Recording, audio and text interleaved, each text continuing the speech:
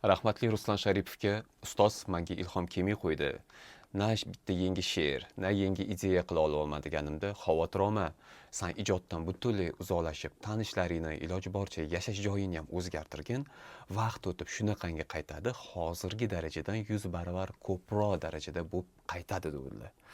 Balkim o'sha gaplar ta'siridanmi haqiqatdan uzoqlashdim, 10 yil tanaffus qildim. Hozir haqiqatdan ijodimni darajasi shunaqangi balandki deb aytolmayman, o'zimga uverinman. She'rlarimni darajasi ham, ideyalarimni darajasi ham sizlar hozir zerikib ketgan san'atdan ancha baland. Buni katta gap bo'lsa ham bemalol aytolmayman. Marhamat, foydalaninglar hozir. Balki men ham ijoddan charchab bu narsa oddiy holatga aylanib qolgandaki, hozirga o'xshab bir xil narsalar yozarman. Hozir lekin o'zimni she'rimga ham, melodiyalarimga ham 100% ishonaman. Bironta mavzu sizlar eshitayotgan qo'shiqlarni takrorlamayapti.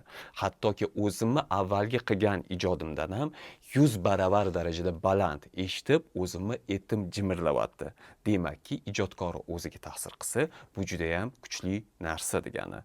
Faqatgina iltimos, seryozni qarab, oldindagi ijod qilinglar. Menga Telegramdan yuborib qo'ying, eshitib ko'ring demanglar. Oldinlari studiyaga kelib yotib olardinglar-ku.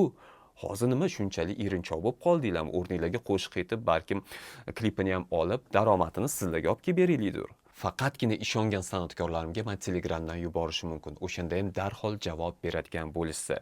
Ba'zilar qo'shig'i olib, na ha, na yo'q deb javob berishni bilishadi. Qo'shig'imni aytgan, bo'lgan yulduz san'atkorlarimizga esa uni tezroq chiqarishni so'rab qolaman. Men xalqqa qanaqangi darajada baland darajada qo'shiqlar qilayotganimni ko'rsatishimga yordam beringlar. Chunki sizlar juda ham zo'r asarlarni muzlatib qo'yyapsizlar. Birgalikda san'atning rivojlanishiga tez-tez hissa qo'shinglar.